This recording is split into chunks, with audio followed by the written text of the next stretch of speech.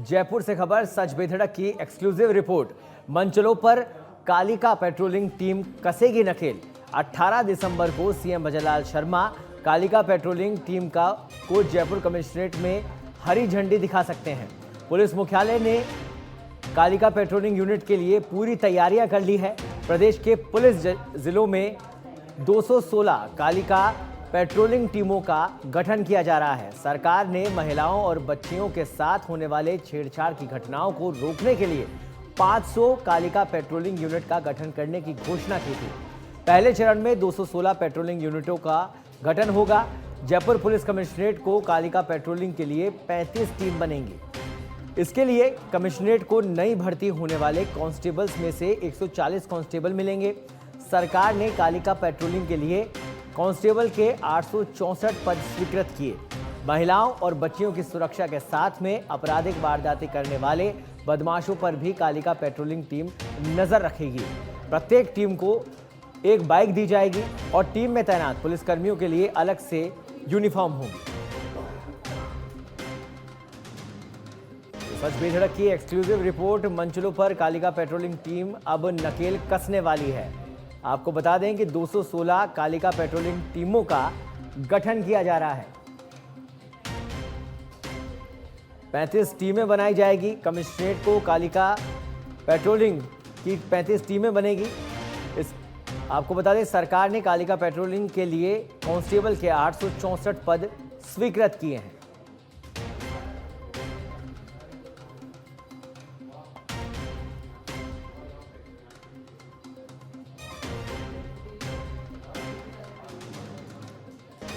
और इस खबर पर अधिक जानकारी के लिए हमारे साथ जुड़ गए हैं विशेष संवाददाता ओम प्रकाश शर्मा। ओम प्रकाश, कालिका पेट्रोलिंग टीम जिसका गठन होने जा रहा है, क्या कुछ अपडेट इसे लेकर?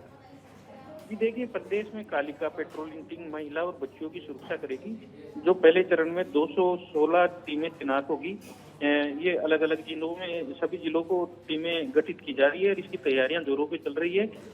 पूरी 500 कालिका पेट्रोलिंग यूनिट गठन करने की घोषणा की थी पिछले विधानसभा सत्र में, और पहले चरण में 216 का गठन किया जाएगा। इसके बाद में अभी फिलहाल जो मौजूदा नफरी है उनसे ही टीमों को बनाया जाएगा। लेकिन 864 पदों पर कांस्टेबल भर्ती करने के लिए कालिका टीम के लिए सरकार ने स्वीकृति दे दी है, जो भर्ती प्रक्रिया बाद में शुरू होगी। यह Kalika patrolling team school, college, बाजार, धार्मिक स्थल, मॉल, पार्क और भीड़ भाड़ वाले स्थानों पर अक्सर नजर आएगी। कालिका टीम असामाजिक तत्वों पर निगरानी रखकर उनके खिलाफ धरपकड़ की कार्रवाई करेगी। जयपुर कमिश्नरेट में सबसे ज्यादा 35 टीम होगी, जबकि कोटा शहर में 20, जोधपुर कमिश्नरेट और उदयपुर में 12 टीमें और सीकर, भीलवाड़ा में 10 सबसे ज्यादा टीमें होगी।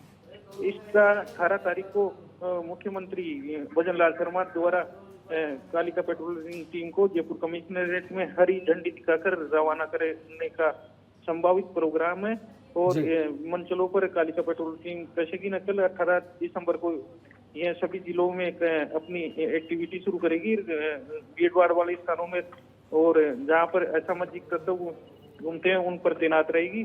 सरकार ने महिलाओं और बच्चों के साथ होने वाली छेड़छाड़ की घटनाओं को रोकने के लिए टीम का गठन किया है। जल्द ही कमिश्नरेट को नए भर्ती होने वाले कांस्टेबलों में से 140 कांस्टेबल मिलेंगे।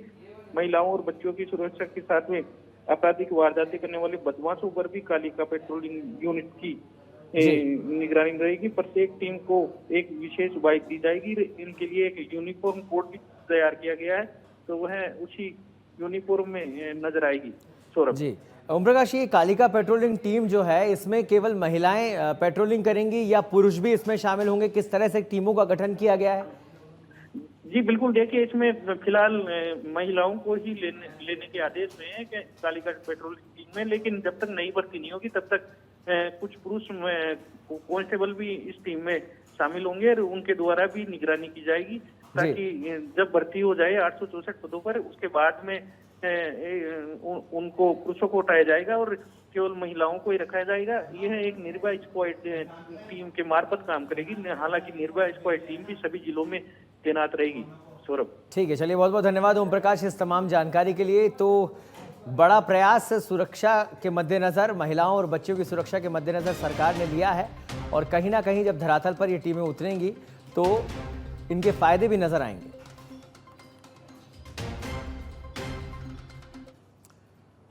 और अब खबर जयपुर से, जहां राजधानी में खाकी का कारनामा। पुलिस ने मुख्य आरोपी को मुखबिर बताकर छोड़ा। आरोपी को छोड़ने की अवेज में हुए 15 लाख रुपए की डील। पहले 30 लाख रुपए में डील की बात आ रही थी सामने, बाद में 15 लाख रुपए में सौदा तय होने की खबर आई। यह मामला इन दिनों चर्चा का विषय बना हुआ है। तो पुलिस ने मुख्य आरोपी को मुखबिर बताकर छोड़ दिया। पुलिस का कारनामा, आरोपी को छोड़ने की अवेज में 15 लाख रुपए की डील हुई। आपको बता दें कि पहले 30 लाख रुपए में डील की बात सामने आ रही थी, बाद में 15 लाख रुपए में सौदा तय होने की खबर आई। तो यह मामला इन दिनों चर्चा का विषय बना हुआ है। अभी फिलहाल देखने वाली बात यह होगी कि जब प्रशासन और शासन के सामने ये मामला अब आ रहा है तो किस तरह की कार्रवाई अब आगामी दिनों में देखने को मिलेगी। राजधानी में खाकी का ये कारनामा बेहद चर्चा का विषय इस समय बना हुआ है।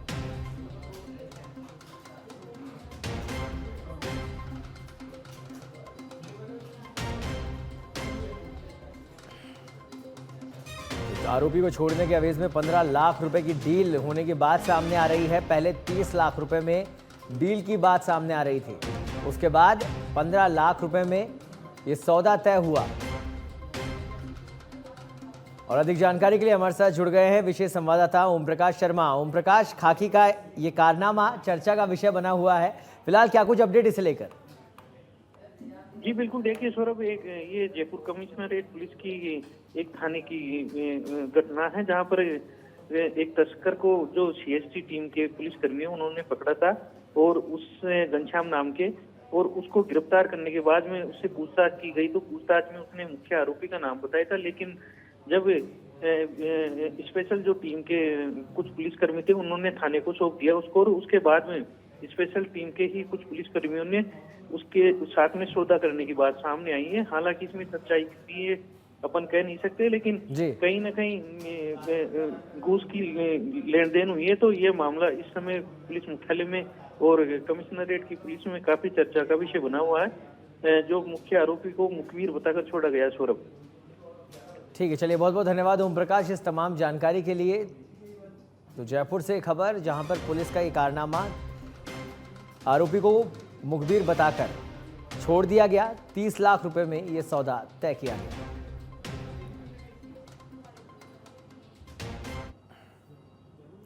एनडीपीएस एक्ट में जब्त वाहनों को किया नीलाम। जयपुर वेस्ट जिला पुलिस ने अलग अलग थानों में जब्त हुए एनडीपीएस एक्ट के वाहनों को नीलाम किया। हरमाड़ा, झोटवाड़ा और विश्वकर्मा थाने में ये नीलामी हुई। नीलामी के दौरान 15.62 लाख रुपए का राजस्व आया। 10 चौपहिया और 18 दुपहिया वाहनों को नीलाम किया गया है। चौपहिया वाहनों की नीलामी राशि 1 लाख रुपए से 3 लाख रुपए तक आई, जबकि दुपहिया वाहनों की नीलामी राशि 15,000 रुपए से 60,000 रुपए तक मिली है। नीलामी में 40 से ज्यादा लोगों ने हिस्सा लिया था। डीसीपी वेस्ट अमित कुमार ने इसकी जानकारी दी।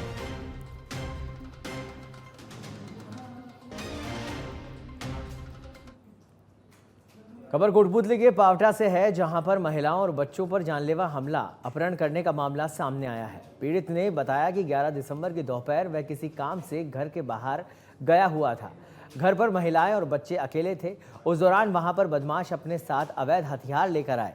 घर में घुसकर सभी ने परिवार की महिलाओं और बच्चों पर जानलेवा हमला किया। फिलहाल पुलिस का कहना है कि दोषियों के खिलाफ सख्त से सख्त कार्रवाई की जाएगी। महिलाओं व बच्चों पर जानलेवा हमला करने, अपहरण कर मारपीट, लूट, लज्जा भंग करने का मामला दर्ज किया गया है। पीड़ित परिवार को न्याय व महिलाओं के सम्मान के लिए प्रागपुरा थाने के बाहर धरना प्रदर्शन की तस्वीरें इस समय आपके टीवी स्क्रीन पर है, जहां पावटा प्रागपुरा थाना क्षेत्र के वीर तेजाजी नगर बड़नगर में बुधवार को महिलाओं व बच्चों पर जानलेवा हमला करने व उनका अपहरण कर सुनसान जगह पर ले जाकर उनसे मारपीट करने का मामला दर्ज हुआ है।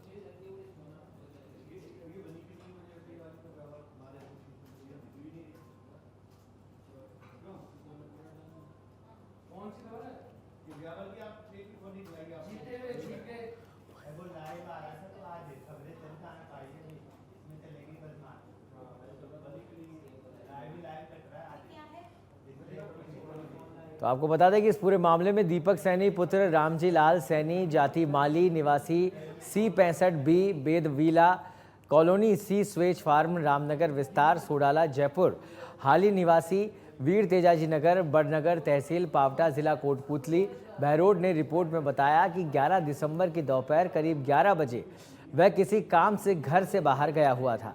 उस समय घर पर महिला बच्चे अकेले थे। इस दौरान वहां पर 5 कैंपर गाड़ियां आई जिनमें धोलू राम जाट, जय राम जाट, हेमंत राम निवास अपने साथ हाथों में लाठी डंडे, हॉकी बंदूक, लोहे के पाइप, अन्य हथियार सहित 35 से 40 बदमाश लोगों को लेकर आए, जिनमें से 5 से 7 व्यक्ति जिनको हम लोग जानते हैं, जिनके नाम लीलाराम, गोदराज, सिंहराम, नितेंद्र, विंदायक सेन।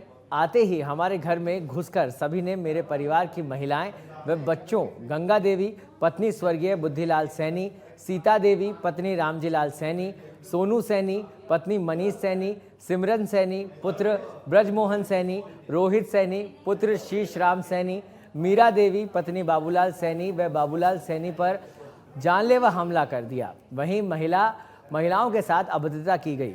गांव बस्ती के सामने महिलाओं की लज्जा भंग की तथा जबरन बंदूक की नोक पर गंगा देवी, सीता देवी, सोनू सैनी, सिमरन सैनी, रोहित सैनी को अपहरण कर ले गए तथा लाड़ाकाबाद से नदी में सुनसान जगह पर ले जाकर गंभीर मारपीट की। बदनीयती से महिलाओं के कपड़ों को फाड़ दिया। सभी ने नदी में महिलाओं के साथ गलत करने की कोशिश की। ये है कि साहब यहाँ पर स्थानीय जो MLA है उसकी मिलीभगत से उसका भाई एक तो जो हेमंत धनखड़ है और साथ ही यहाँ पर उसका एक जीजा है धोलू राम जाट, जो लगातार हमारी जमीन पे कब्जा करने के लिए आतुर है और लगातार हमें लंबे समय से परेशान करते आ रहे हैं। इसके बाद पुलिस प्रशासन ने भी MLA के दबाव में के हमारे साथ अन्याय किया है। हमें कागज दिखाने के बहाने से यहाँ बुलाया और हमारे जो घर का मेन मुखिया है उसको यहाँ पर 151 में बंद कर दिया। दूसरे दिन सुबह जब मैं जमानत के लिए कोर्ट आया, उसी समय इन लोगों ने पीछे से 5 से 6 गाड़ियों में, जिसमें धोलूराम जाट, नितेंद्र मानव और साथ में हेमंत धनखड़, इसके साथ कई अन्य नामजद लोग हैं जिनका मैंने FIR में नाम दिया है। तो मामला ये है जहां जयपुर SOG की टीम पहुंची दौसा। जयपुर SOG की टीम ने दौसा से अध्यापक को हिरासत में लिया है। महात्मा गांधी स्कूल छतरी वाली ढाणी से हिरासत में लिया गया अध्यापक।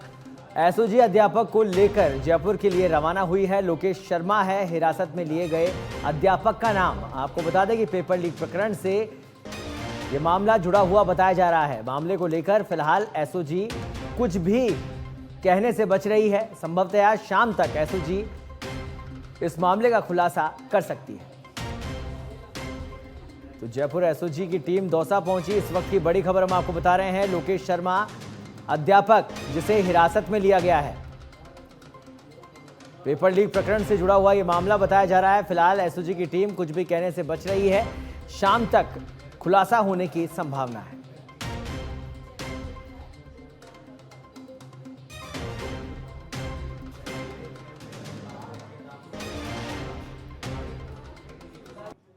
जयपुर ग्रामीण के माधोराजपुरा तहसील की ग्राम पंचायत थला में सच बेधड़क की खबर का बड़ा असर हुआ है। आपको बता दें, कल देर शाम मिट्टी माफियाओं पर ग्राम पंचायत मेहरबान शीर्षक पर सच बेधड़क ने प्रमुखता से खबर प्रकाशित की थी, जिसके बाद प्रशासन ने खबर को संज्ञान में लेते हुए उपखंड अधिकारी ने तहसीलदार को मामले की जांच के निर्देश दिए, जिस पर गोचर भूमि बनी नाड़ी से ग्राम पंचायत की ओर से उठाई गई अवैध मिट्टी का जायजा लिया गया और तहसीलदार ने हल्का पटवारी को रिपोर्ट पेश करने के निर्देश दिए। कल मुझे फोन पे बात हुई थी दूरभाष से, पटवारी को सब चेक करने के लिए कह दिया था और सरपंच को पाबंद कर दिया था कि यहाँ पे बिना अनुमति के सार्वजनिक परियोजना भी मिट्टी का खनन ना किया जाए जी। आज आकर मौका देखा गया है, पटवारी से मौका रिपोर्ट कराकर उचित कार्यवाही की जाएगी। चाकसू में राज्य सरकार के 1 वर्ष पूर्ण होने के उपलक्ष्य में ब्लॉक स्तरीय निःशुल्क साइकिल वितरण समारोह का आयोजन किया गया। यह आयोजन राजकीय नोडल केंद्र उच्च माध्यमिक विद्यालय चाकसू में किया गया, जिसमें मुख्य अतिथि क्षेत्रीय विधायक रामावतार बैरवा रहे। विद्यालय के प्रधानाचार्य और केंद्र नोडल अधिकारी रामलाल मीणा ने विधायक और आगंतुक अतिथियों का फूल माला और साफा पहनाकर भव्य स्वागत किया।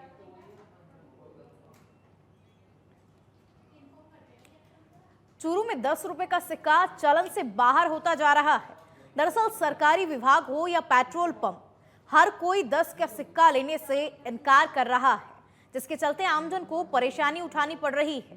आपको बता दें कि सिक्का लेने से इनकार करने पर पुलिस भारतीय न्याय संहिता 2023 की धारा 223 के तहत प्रकरण दर्ज कर सकती है। ऐसे में प्रशासन को गाइडलाइन तैयार कर सिक्के नहीं लेने वालों पर कार्रवाई करनी चाहिए, ताकि लोगों को इस परेशानी से निजात मिल सके। तो वहीं सिक्के नहीं लेने पर व्यापारियों का कहना है कि आमजन भी हमसे सिक्के नहीं ले रहे हैं, इसीलिए हम 10 रुपए का सिक्का नहीं ले रहे हैं। आपको बता दें, ये सिर्फ चूरू की स्थिति नहीं है, बल्कि चूरू के अलावा भी कई छोटे शहरों में दुकानदार 10 रुपए का सिक्का लेने से कतरा रहे हैं। सब्जी मंडी जा रहे हैं तो सब्जी नहीं देते हैं, दुकान पे जाते हैं तो दुकान वाले नहीं देते हैं। हमारे घर पे बहुत सिक्के पड़े हैं, वो कोई देते ही नहीं है। हर कहीं पे जाते हैं तो कोई भी नहीं देते हैं। इसके सिक्के के लिए तो परेशानी है, कोई दुकानदार भी नहीं ले रहा है। बाजार में किसी की बात ले जाओ, बोले नहीं है नोट लेके आओ। सब्जी वगैरह लेके आते हैं तो सब हाथ में ही नहीं लेते हैं, सिक्का दिखाओ तो बोलते जेब में डाल लो वापस।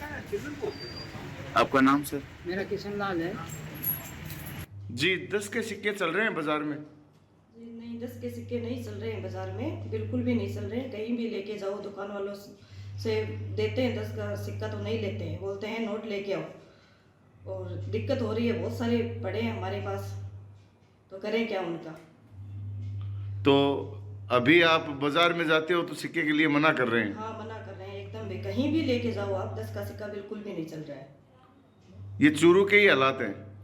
हाँ, चूरू के ही है, शायद बाहर भी और भी जगहों के शायद यही हालात है चूरू के। देखते डूंगरपुर में राज्य सरकार के 1 साल पूरे होने पर विकास प्रदर्शनी आयोजित की गई, जिसका शुभारंभ टीएडी मंत्री प्रभारी मंत्री बाबूलाल खराड़ी ने किया। साथ ही टीएडी मंत्री ने अस्पताल में रोगी सहायता केंद्र का उद्घाटन कर ऑडिटोरियम में विभिन्न प्रदर्शनियों का अवलोकन किया। वहीं स्कूटी योजना के तहत बेटियों को लाभान्वित किया। इसके बाद कार्यक्रम में वर्चुअल माध्यम से मुख्यमंत्री ने नवचयनितों को नियुक्ति पत्र वितरित की। ये अभी 300 से ज़्यादा बच्चे को अभी स्कूटी दी गई है। प्रदर्शनी लगी है, इनमें सरकार के द्वारा जो विभिन्न योजना में जो काम किए गए वो सारी प्रदर्शनी यहाँ पर लगी है। इतने अल्प समय में सरकार ने इतने काम किए, और जब हम 5 साल तक जाएंगे तब जनता के सारे काम पूरे कर चुके हैं। आज हम कुछ लाभार्थियों को जो जैसे नौकरी लगी है उनको नियुक्ति पत्र भी देंगे, 15,000 से ज़्यादा देंगे, और 85,000 तक हम कल और परसों में विज्ञप्ति जारी करेंगे। बांग्लादेश में हिंदू समुदाय के साथ हो रहे उत्पीड़न और अत्याचार के खिलाफ आवाज उठाने के लिए जैसलमेर में रिटायर्ड प्रशासनिक अधिकारियों का एक समूह कल जिला मुख्यालय पर ज्ञापन सौंपा। इस दौरान रिटायर्ड प्रशासनिक अधिकारियों ने रैली निकालकर विरोध प्रदर्शन किया। इसके बाद राष्ट्रपति के नाम जिला कलेक्टर को ज्ञापन दिया गया। तख्ता पलट होने के पश्चात बांग्लादेश में हिंदुओं के साथ जो दानवीय व्यवहार किया जा रहा है मुस्लिम आतंकवादियों के द्वारा, उसकी हम घोर निंदा करते हैं और भारत सरकार से मांग करते हैं कि उसके खिलाफ कठोर कार्रवाई होनी चाहिए। आज तक का जो प्रयत्न रहा है भारत सरकार का, वो हिंदुओं की भावनाओं को संतुष्ट करने के लिए पर्याप्त नहीं है। इसलिए सरकार से और अंतर्राष्ट्रीय समुदाय से समस्त मानव अधिकार संगठन जो राष्ट्रीय और अंतर्राष्ट्रीय स्तर पर कार्यरत है, उनसे हमारा ये पुरजोर मांग है कि हिंदू भावनाओं की अनदेखी नहीं होनी चाहिए और उनकी समस्याओं को बिल्कुल सामान्य तरीके से डील नहीं किया जाना चाहिए, नहीं तो आक्रोश की परिणति। और अब खबर ब्यावर से है, जहां पर नगर परिषद भूमाफियाओं के विरुद्ध कुछ कर पाने में नाकाम नजर आ रहा है। शहर में सरकारी भूमियों पर अतिक्रमण किया जा रहा है। मिशन कंपाउंड ट्रस्ट की जमीनों को खुर्द-बुर्द कर औने पौने दामों में खरीदकर भूमाफिया उन पर कब्जा कर रहे हैं। वहीं शिकायत के बावजूद कार्रवाई नहीं हो रही है। इसी तरह से भूमाफियाओं ने जिला कलेक्टर के जरिए चलाए गए नवाचार अभियान रास्ता खोलो को चुनौती दी है।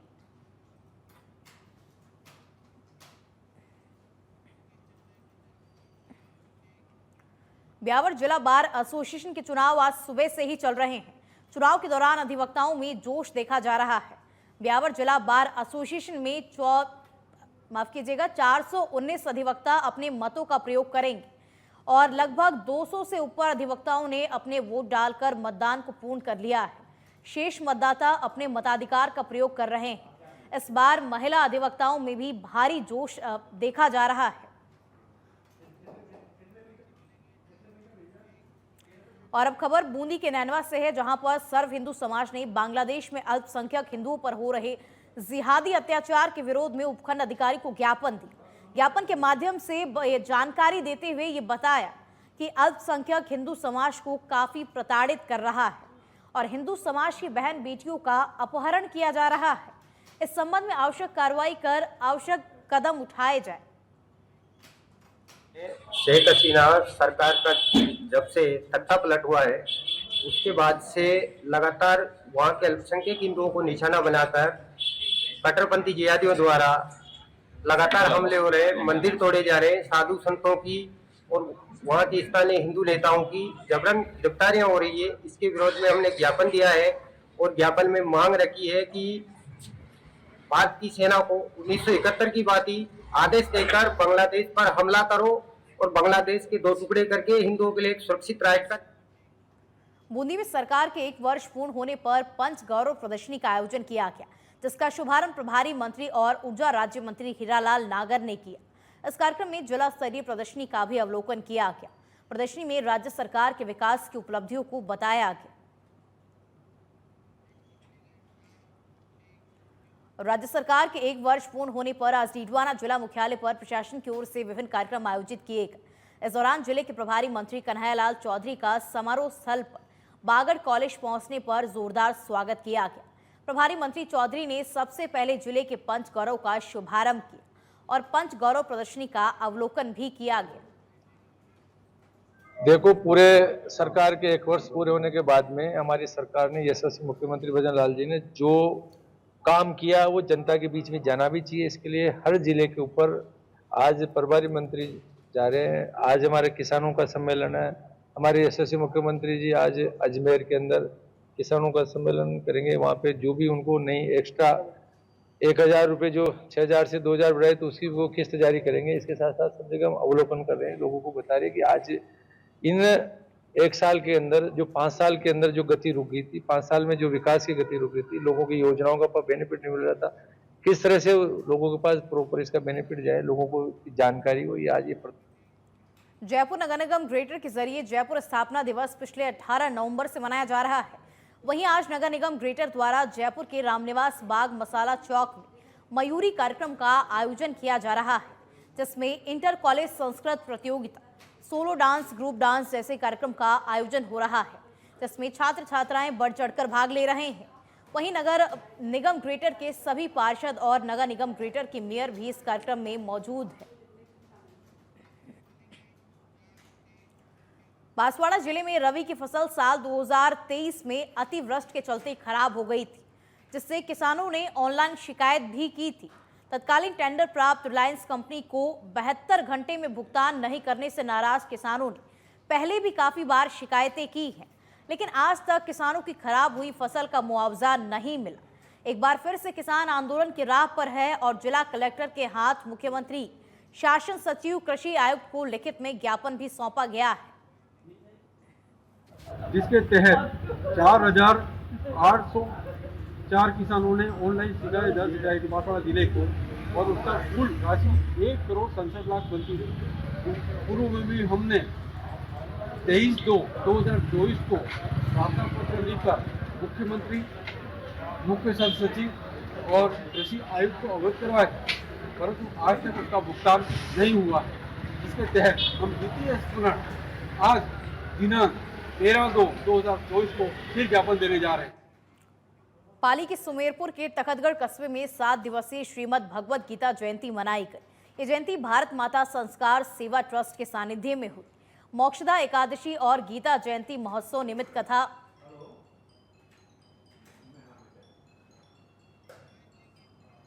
वीर पुरुषोत्तम राजस्थान की धन्य धरा पाली जिले की तखतगढ़ तपोभूमि पर 7 दिन का साप्ताहिक गीता जयंती मोक्षदा एकादशी महोत्सव का आयोजन हुआ, और इसमें प्रथम दिवस हमारे देव स्थापना, कलश स्थापना, कलश पूजन के साथ में वैदिक मंत्र उच्चारण के साथ में दीप प्रज्वलित करके आयोजन शुरू हुआ। इसमें साप्ताहिक 7 दिन के इस आयोजन में विशेष करके हमारी ये कथा गीता ज्ञान यज्ञ, कन्या संस्कार एवं नारी धर्म संस्कार के ऊपर व्यक्ति के निर्माण से राष्ट्र के निर्माण कैसे हो और हम हमारे धर्म की स्थापना जन जन के हृदय में कैसे करें, इसके बारे में विस्तृत से हमने समझा। और विशेषता यहाँ की ये रही कि यहाँ पाली तखतगढ़ की धन्य धरा पर जो माताओं का कथा श्रवण के प्रति जो भाव है, उससे मैं और अभिभूतवार उनके भाव की मैं प्रशंसा करता हूँ। का प्रवाह जब रुक जाता है, जब थम जाता है, जब कम हो जाता है, तो हम किसान वर्ग से हैं और इस बात को हम अच्छे से समझते हैं कि जब खेती में पानी की कमी हो जाती है, जब खेती में धोरे में पानी कम आने लग जाता है, तो फसल मुरझा जाने लग जाती है, सूखने लग जाती है। जितनी पैदावार देनी चाहिए वैसी पैदावार वो नहीं देती है। तो ये संस्कार, ज्ञान रूपी संस्कार यही है कि इसका प्रवाह जितना धीरे धीरे कमजोर होता जा रहा है, हमारी नई पीढ़ी संस्कारों से कम और इससे दूर जैसे होती जा रही है, तो हमारा जीवन सबका बड़ा परेशानी में आता जा रहा है। मैं आप सबसे यही कहना चाहूंगा कि इस प्रकार के सत्संग समय समय पर जब भी महाराज श्री और जहाँ भी कहीं अवसर मिले। और अब खबर नागौर से है, जहां डेगाना अधिवक्ता संघ के चुनाव को लेकर शुक्रवार को न्यायालय परिसर के सभागार कक्ष में अधिवक्ता संघ डेगाना की बैठक आयोजित हुई। बैठक में अधिवक्ता संघ के 1 साल के कार्यकाल का लेखा जोखा प्रस्तुत किया गया। साथ ही नई कार्यकारिणी के गठन को लेकर आपसी चर्चा कर सहमति मांगी गई। बैठक में चुनाव प्रक्रिया के दौरान अध्यक्ष पद के लिए एक ही आवेदन आने पर पूरी कार्यकारिणी का निर्विरोध निर्वाचन हुआ, जिसमें सभी बार एसोसिएशन के सदस्यों की आपसी सहमति से बार एसोसिएशन के पूर्व अध्यक्ष महेश दिवाकर को एक बार फिर अध्यक्ष पद के लिए निर्विरोध चुना गया। निर्विरोध निर्वाचित होने के बाद अध्यक्ष महेश दिवाकर ने सभी बार एसोसिएशन के सदस्यों का आभार जताया और बार एसोसिएशन की पूरी कार्यकारिणी के निर्विरोध निर्वाचन की घोषणा भी की। तो बार एसोसिएशन की पूरी कार्यकारिणी का निर्विरोध चुनाव किया गया और एडवोकेट महेश दिवाकर को निर्विरोध अध्यक्ष चुन लिया गया। डेगाना बार एसोसिएशन के चुनाव है वो संपन्न हो चुके हैं, जिसमें एडवोकेट महेश दिवाकर को निर्विरोध अध्यक्ष चुन लिया गया है। नागौर से खबर आप देख रहे हैं, जहां बार एसोसिएशन की पूरी कार्यकारिणी का निर्विरोध चुनाव अब संपन्न हो चुका है, जिसमें एडवोकेट महेश दिवाकर को निर्विरोध अध्यक्ष चुन लिया गया है।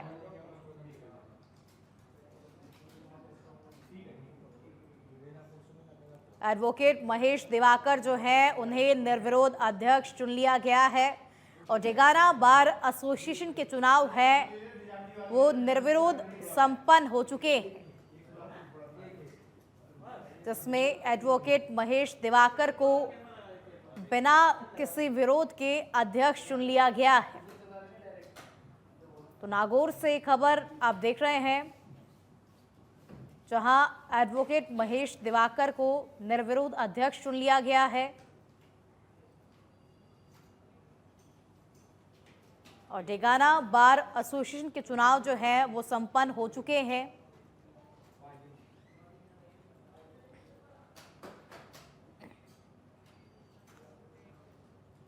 और रामगढ़ विषधारी से खुशखबरी सामने आई है। बाघिन आरवीटी 03 ने एक शावक को जन्म दिया है और कैमरे में बाघिन के एक शावक के साथ होने की पहली तस्वीर भी सामने आई है। स्टाफ जो है वो लगातार मॉनिटरिंग कर रहा है। वन एवं पर्यावरण मंत्री संजय शर्मा ने शुभकामनाएं दी। वन जीव प्रेमियों में खुशी की लहर दौड़ गई है और कैमरे में बाघिन के शावक की तस्वीर सामने आई है। ये तस्वीरें आप देख रहे हैं अपनी टीवी स्क्रीन पर।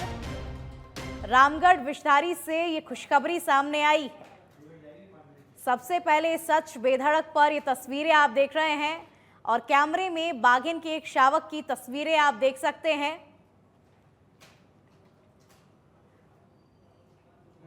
बाघिन आरवीटी 03 ने एक शावक को जन्म दिया है और ये तस्वीरें आपके सामने हैं। तो रामगढ़ विषधारी से खुशखबरी सामने आई है और वन्य जीव प्रेमियों के लिए, वन्य जीव जो प्रेमी हैं उनके लिए बहुत बड़ी खुशखबरी है। बाघिन आरवीटी 03 ने एक शावक को जन्म दिया है और ये तस्वीरें आप देख रहे हैं।